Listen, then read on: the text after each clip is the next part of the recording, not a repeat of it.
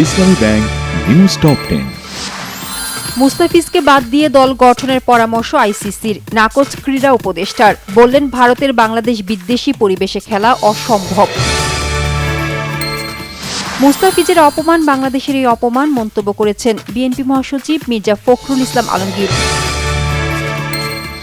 বিএনপির স্থায়ী কমিটির সদস্য ডক্টর আব্দুল মঈন খান বলেছেন, বাংলাদেশ একটি গুরুত্বপূর্ণ সন্ধিক্ষণে দাঁড়িয়ে আছে।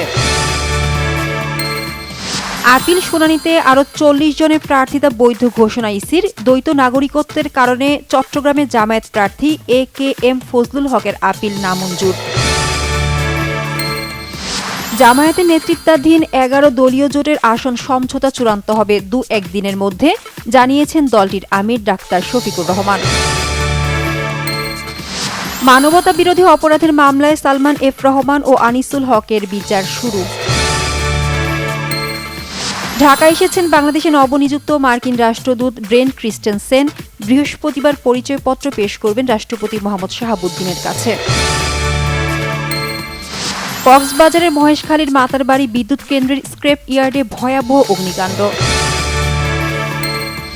প্রায় ১ দশক পর আন্তর্জাতিক বিচার আদালতে রোহিঙ্গা গণহত্যা মামলার শুনানি শুরু। রাজশাহী ওয়ারিয়র্সের শ্রেষ্ঠত্বে শেষ হল BPL এর সিলেট পর্ব।